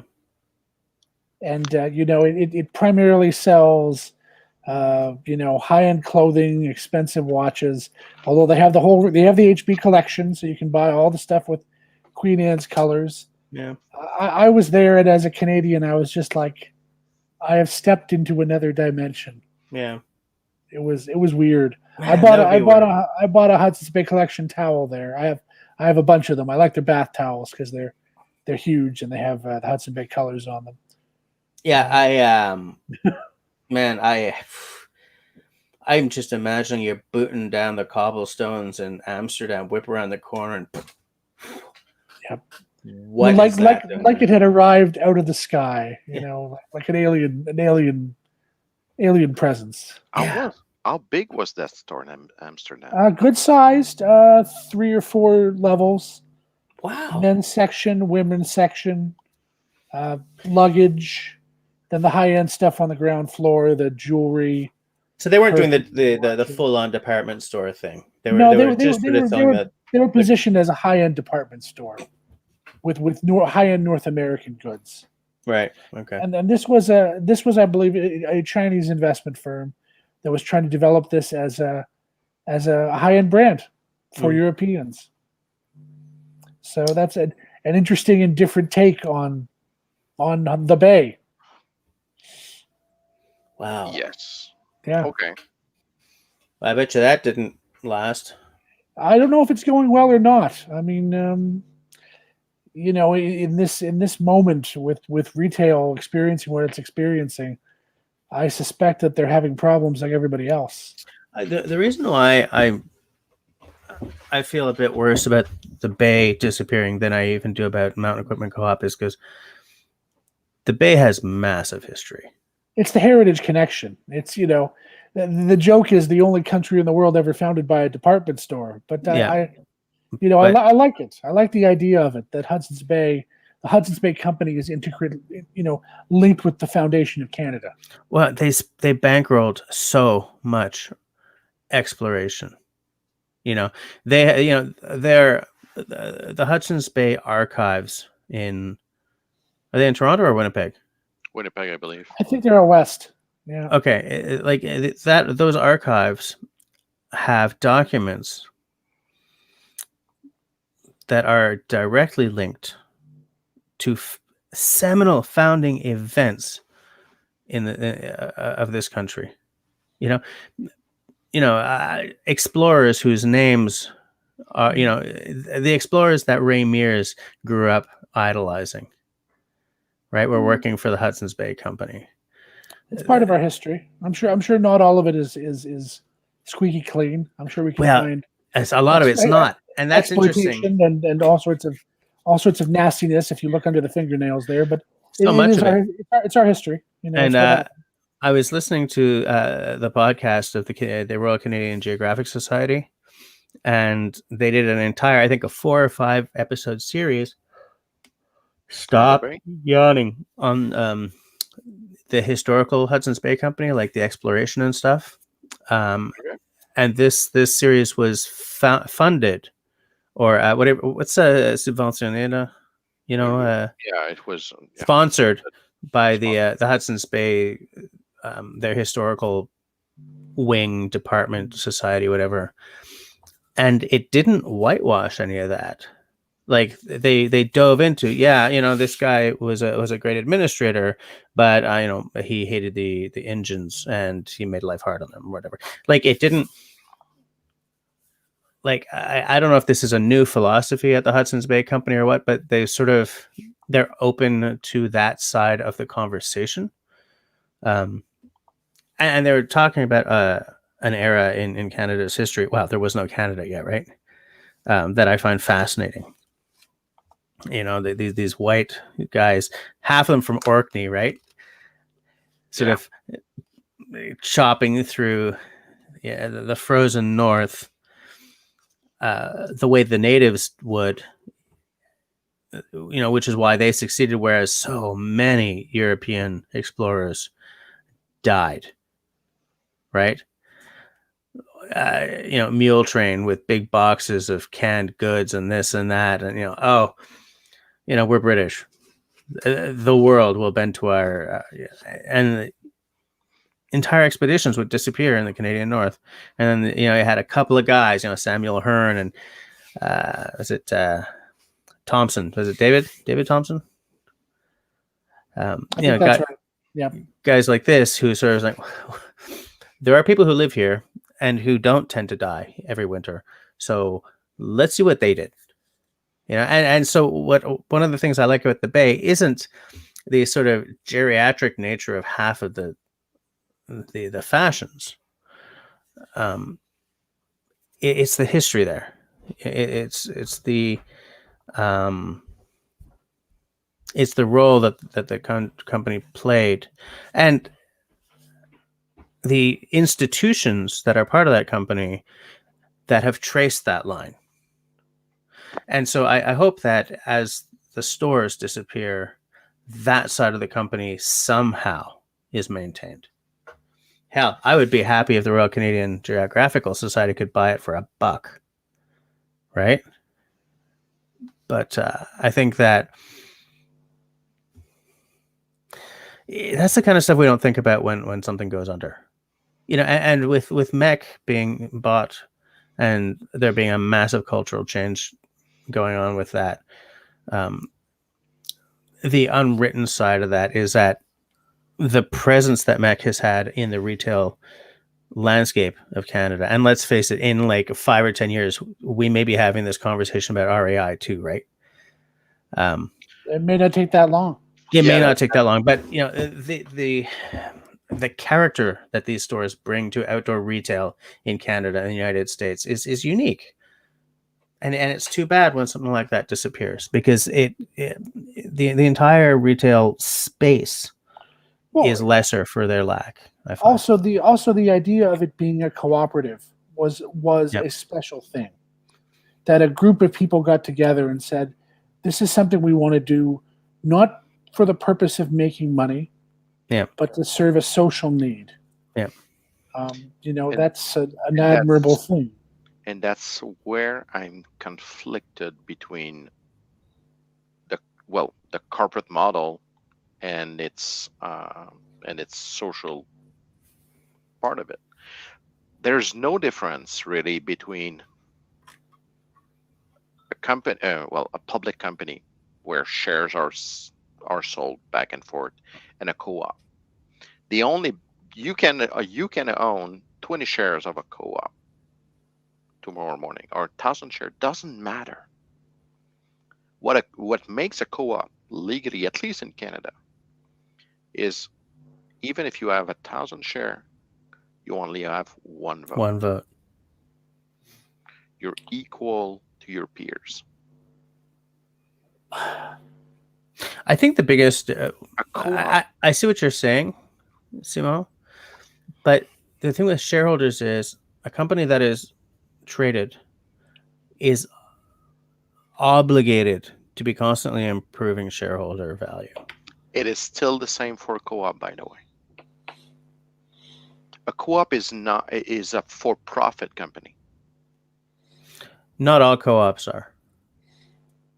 If it's not a for-profit, it is a non-profit. It's not a co-op. No, I used to live in a housing co-op, and that was a not-for-profit organization. A co-op, a company, I mean. Yeah. And we're talking about ownership structures here. But I think the thing that was important about MEC is that certainly in the earlier decades, the directorship was very cognizant of that, and was very, very responsive to the idea that they were going to try to put the desires of individual members into practice. And I think that many would argue that as MEC got bigger, the distance between the many, many members and the very few members of the board necessarily becomes greater and greater. Right. There becomes a wider range of opinions as to what's desirable or not desirable, and Yeah. there are disagreements, and after a while, MEC looks a lot more like any other retailer and less like a member-focused cooperative. They've always said that they remain such a thing, but I don't know. I mean, I never felt like I was someone who would, and maybe this is to my own detriment, that I would get involved in the governance and get involved in the process. Totally agree. I figured that the vote that went into the sale without me, a member, even knowing about it until it was already done. Yep. That tells me what the culture at the board level was. You know, there's one thing that we don't have the information at this point. How in depth MEC was, and how was the prospect of saving the operation in the way they were. I mean, I think that's the point. Without more inside knowledge, it's hard to know. I mean, if you want to take the most generous interpretation, which I'm willing to do, you know, they would say to themselves, we did this to save the livelihoods of our employees, which is fine. There was no other good choice, and we believe that that these people will be good partners. And you know, you have to be. I guess if you want to be an optimist, everything that they've said in their press release sounds very good. There's one thing that bothers me, though, and maybe it was a business decision. I wonder why they got, as new owner, a company specialized in flipping or temporary ownership. Right? Yep. That's my. And I think it becomes a question of what I would call risk profile and value. And what I mean by that is, this is a company, this is a private equity investment group that looks for opportunities like this. Yep. Something with high value potentially, with a certain level of risk that they think that they're going to come out ahead on. I mean, the fact that MEC went with this rather than, say, Canadian bank-oriented financing must suggest that the kinds of opportunities they were getting there were not going to cut it for them. May I suggest something then? And we just don't know about, so we're just speculating. So why not involving, let's say, a private foundation, or involving Desjardins, which is the largest co-op in Canada? Or even like, was it the Ontario Teachers Union? They invest in all kinds of things. I would have been perfectly happy if REI had bought Mountain Equipment Co-op, although they probably wouldn't have had the money. Right? REI does have their own problems, I'm sure. But at this point, that's the only thing that I'm thinking about. Why haven't they haven't bought in? And I'm no expert in business. Or I bet it's about risk reward. It's about who's willing to take this kind of risk at that kind of level now. Absolutely, I absolutely agree with you. If the transaction, which is still undisclosed on the value, was for, let's say, less than $50 million, I am sure that foundations would have taken a risk at least to save the co-op. Well, we'll probably find out pretty soon, because I think all three of us are members, right? That they're going to have to at least send us the. Well, they've provided this web page which keeps you apprised of the process through which they go through the restructuring. Yeah. So there's a certain amount of information that will become public. Oh, where did it go? Them all. Will become public as we go through that process, and we will presumably see numbers. Yeah. I just want to say goodnight to Colin, by the way. Good night to Kincaid Outdoors. Hello. Yep, I'm back. I'm literally losing all audio tonight. Huh. Weird. So I'm those signal problems we were having. It seems that every time Simo is involved with something online, something just doesn't go right. Well, good night. It's like that old joke. You were here from the beginning. You're bad luck. You know, just because he was here the whole time Yeah. doesn't mean it was him. Yeah, I can agree with that. Yeah. But you know, like I also I like spending my money also at places like, you know, Canadian Outdoor Equipment Company or Bushcraft Canada, stuff like that. These are small outfits, right? I think Bushcraft Canada might be one guy, think whatever so his too. name is, Paul or whatever his name is. Out west somewhere. Yeah, he's in not Victoria, Penticton, but the one north, the one on the other end of the river, of the lake, Kelowna. Okay. But no showroom. So Canadian Right. Outdoor Equipment does have a tiny store on Lakeshore Yeah. Boulevard East, but it's not what I would call accessible. I mean, it's sort of it's out there. Yeah. Yeah, and If you can open the door, it is accessible. Yeah. I have never been to a Canadian Outdoor Equipment Company, but I would love to actually go in there. Nor have I, but I mentioned it just because now, having done a bunch of Googling, they represent one of the few specialty retailers in outdoor equipment that actually has a doorway in Toronto that you can get walk into. Are they actually in So Toronto? you're right, Simon, you are correct. Yeah. Yes, Etobicoke to be technical. Yeah, okay. Yeah, I mean, like, and both of these places are really more into sort of the hardcore outdoorsy stuff that I like, whereas Mech for a long time was really a lot more into technical hiking gear, climbing gear.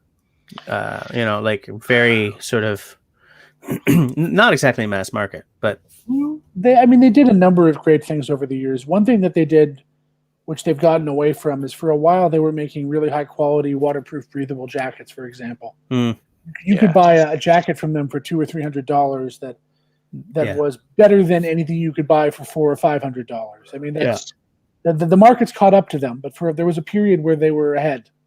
In that sense, they make high quality tents under their own name, where if you don't want to pay the amount of money you pay for, say, MSR or Big Agnes, you can buy an MEC tent, and it's a pretty decent tent. I find that mech tents tend to hit above their weight price wise. They make their own sleeping bags. They make their own inflatable sleeping pads. Yeah. Obviously, a huge line of clothing. Yeah. All the bits and bobs you need for different things. Yeah. Rope. They were making in-house backpacks at some point. Then they had a house brand, and they still make their own backpacks as well. Yep. And generally good value for the money. The other thing I mentioned the other day is that obviously there are alternatives for this, but I would argue that they have been the best source for outdoor books, guides, and maps in terms of collecting them under one roof in Canada. I mean, you can get those things in other places, but if you want to see the broadest selection of that stuff, it has been there. And I wonder what percentage of Kevin Callan's yearly income is represented by Mountain Equipment Co-op. That would be a question to ask him, but I'm even not sure if he knows that over although he has other affiliations, but he does. But it's just like they sell a lot of his books. Yep. That being said, we're still another thing that Co-op has done well is they do good stuff for kids. They do great stuff for kids. Great outdoor gear for children. Absolutely. And that's not an easy market in terms of quality. You can buy crap in lots of places. Yeah. Yeah, and that's why, like, I want to know how this thing is going to shake out, you know, because there is a lot to lose here. If this doesn't go right, there's a lot to lose. So I don't know. I'm going to hope for the best, you know. I may as well just. Hindsight 2020. The decision that they made over the years, yes, greatly influenced the outcome today. But at the same time, they did great for years before the whole thing hit a wall. Yeah. I mean, the most critical thing you can say about them is that over the last 10 years, they have not been particularly conservative in their strategy. Yeah. But, how could you know that we'd end up where we are now? You could never, Exactly. you could not have predicted this. So Yeah, absolutely. maybe not. that was all very reasonable. I've worked in the aviation industry for a couple of years, and none of us were expecting that the whole airlines and manufacturers and decisions that were made over time would lead us to this at this point. Yes, planes are still flying, but it's weird. And apparently, again, as you guys know, I have a friend who works in an airline. Yep. And he said that suddenly that Bombardier plane that they sold to whoever the hell Airbus. they sold it to, Airbus. yeah, Airbus, USA. suddenly that, like, if they hadn't sold that, it would have probably done very well for their company, because suddenly that's what airlines are looking at buying. Yeah, that's an important size now. It's an important size all of a sudden, because a lot of airlines don't see themselves going heavy into supersized airplanes anymore. And I guess the other funny thing is maybe that wouldn't have happened if the U.S. government and Boeing hadn't tried to collude the way they did. Yeah, and absolutely. push things the way they happened. It's just a strange outcome. Really. Yeah, very strange. the C series was built in a way that it fitted exactly in a niche market. Yeah. And when you look at that plane from the very beginning, it was not only for North America, not only for Europe, but it has a range to get over the Atlantic. You can use it to make transatlantic flight, and not from Gander to Shannon. You can do it from Toronto to Frankfurt. Yeah, I mean, I'm not saying that Bombardier is ultimately savable. To be honest, there's just too much power in the family, and the family is no longer making good decisions. But I mean, I don't know what is savable. The words global economic reset are three words you hear in a row more and more often now. And that in itself can be quite scary to hear, honestly. Mm-hmm. I don't think things are going to be the same. I mean, there are various symptoms of what's happening, but one that I brought up to a few people is that if you look at some of the oil-producing nations in the Arab world, many of them have existed having hundreds or thousands of people with multi-million-dollar salaries because those countries were just awash in oil money. Yep. Right. Suddenly, oil per barrel is so cheap they can't pay those people anymore. Yep. And what it means is that socially, for those countries and those companies, everything is going to change. And that's just one example. And so that feeds back into the distribution of oil, which feeds back into gasoline and jet fuel, which I think feeds back into aviation and how we get around in our cars. We're going to see a massive restructuring of things. Exxon was delisted from the Dow Jones Industrial Index. That's earth-shattering. Yes. Yep. In terms of a signal of the kind of change that's going to happen. If you're looking, basically, because we're speaking of automobiles, if you're looking at some analysts, some guys that forecast the market in 10 years, a few of them right now are telling in 10 years you won't see any petrol powered cars or trucks on the road anymore. Moreover, the notion of owning a vehicle will be gone. Yeah, I've heard that too. And they predict the barrel for less than $20 because they won't have any demand for. I was going to say that. I mean, the things that petrochemicals will still be needed for are the critical uses, which are pharmaceuticals and other things that cannot be produced without that material. But as an energy conveyance, it will be something that's not what it was. And that's still enough of a large market disappearing that it will have a massive effect. Well, I mean, we designed our entire society around, in Canada, for example, around the petrol automobile. Yep. So, yeah, I mean, it implies massive change. Yeah. It's not only Canada. Well, I just no, but I mean, well, to a greater extent. I mean, for example, I'm living in Sweden. Swedes use a lot more public transport. Yes, because car from the very beginning were expensive and remain expensive, which was not the case for Canada or the US.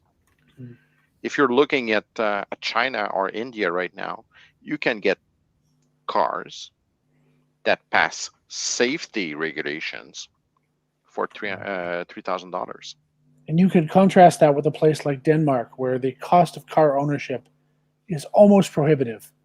Not just for the cost of the car itself, but the way they tax operating it, filling it with gasoline, licensing it, parking it. I mean, basically, it's unaffordable to, unless you're in the upper class, it's not affordable to operate a car in Denmark, and most people don't. So they build disincentives. At this point, what is not expensive in Denmark? Well, people are wealthy. People are wealthy there, though. It's an interesting thing. I mean, it's they are. But like, what's wealth there though? Well, for example, the housing prices there are just through the roof. I mean, real estate's worth a fortune, and everybody has some. Yeah. So. And they will get a house before getting a car. Yeah, and people get paid well. And they live well. But like, when you buy a car, is Sweden one of the countries where there's essentially 100% tax on a car? In Denmark, there is. In Denmark, there is, yeah. But like, what's the situation in Sweden? A little, not so bad.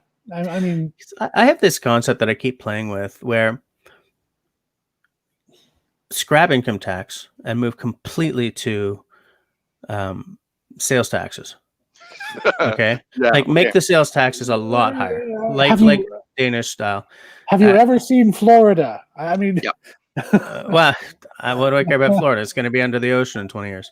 But like, because if you move to that, and this isn't something that I'm going to go to the mats for. It's a thought experiment. I'm kidding about Florida, by the way. That's a good idea and concept, but you'll get black market everywhere to avoid paying these taxes. You might. I mean, it depends, right? I mean, you set it up so that you're essentially living the same lifestyle you're living now, except suddenly nobody has an excuse to bitch about illegal immigrants anymore because they're literally paying their way every time they buy something, and certain things like that. See, that's an interesting idea. That's interesting, but at the same time, the problem with this is you'll be able to contribute to society in a way that the very rich will be taxed at the same price as the very low, and these people will have the same needs for food and for clothing and everything. Even if they're paying more they won't contribute as much on a sales tax that they will on an income tax combined to a sale or just on income tax. That's where this idea, which is great, stops. I mean, but as I said, we're hey, up north of 60s here. How's it going, mister? But like, it's a thought experiment, right? Oh yeah, to a certain extent. And basic income is too. And you know what? As this business, this global economic reset progresses, maybe we'll see the basic income, because I mean, well, the basic income I can get behind, right? My idea of like moving everything just to a huge sales tax, it's just something I play with in my head, just to sort of test out the ideas. I don't necessarily think it's a doable idea. The thing that made me think about it was, man, wouldn't it be nice if we could cut all the damn loopholes out? And what would just be the easiest way to do it? Well, you can simplify the tax system too. I mean, Oh yeah, we had a absolutely. little talk about this earlier. I mean, in a lot of sort of Northern European countries, the tax system is very simplified. Yeah. Um, Yeah, I it's could get not hard behind to, that too. it's not hard to do. Simplifying the tax system in either Canada, the province, the US, the states is basically to get some dynamite, blow it away, and start from scratch. Forget about simplifying it. I don't know. I'm not as cynical as you are. Actually, I No, am, but I'm not trying cynical. not to be. I'm not cynical. I've been told specifically on tax law. There's, and I don't remember exactly which one it was about what it was, but specifically there's 4 different articles in the both Canadian and Quebec laws that contradicts each other's. Well, this is the joke, right? I mean, if you look at the full breadth of the law, you are probably breaking the law right now. You just We're don't all know it. breaking the laws. Because there's something in there somewhere that says that you can't be doing whatever it is you're doing. The only difference between that and you going away to jail is no one's paying attention or no one knows about it. But Hey, you know what? I inadvertently misdeclared my income last year by 14 grand. So the fact that instead of getting $3,000 back, I got $700 back, I'm going to call that a win because I didn't have like a Mountie or someone knocking down my door.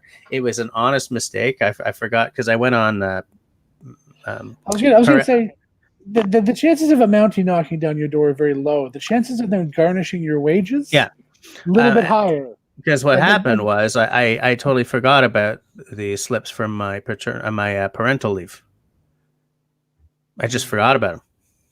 So, but I was being paid by the government. So, of course, they knew about it. So they just did the correction. Okay, works for me. Too bad about that return. But, I mean, to a certain extent, in a legal system like ours where ignorance of the law is no excuse, I could have been in a lot of trouble for that. That's the whole point. But the fact that we have humans who are I'm just going to make the correction. And lawyers don't understand the law either. No, they do. But they understand that it's, They understand probably 20% of on which what they are specialized on. But nobody knows more than that. Whatever's going over. But when they read the whole thing and trying to figure out a problem, they're still stuck like we are, and nobody should be ignoring the law. Well, because the reason you go to law school isn't to learn how to read the law; it's to learn how to read the law in terms of it's an imperfect thing. How do we keep the spirit of it intact? And I don't know how to. And I don't know how to. I don't even want to. Right? We have people who are trained to do that. I don't even want to deal with it because it's so messy. It's just so bloody messy. Oh, we're after 11 o'clock. Okay. So thanks to everyone who came to hang out. Thanks to all of you guys who came on screen. Mr. Up North of 60. Hey there, Joe. It's too bad you couldn't get on screen tonight, but I have hopes for maybe at some point in the future. You always have some interesting stuff to say. Tenenbaum, Simon, thanks for sticking it out to the bitter end. This conversation was about to get really interesting, so it's too bad we're cutting it here. But to everyone, until next week, stay healthy, stay sane, stay safe, and try to stay kind. Thanks a lot, guys. I don't agree with this saying.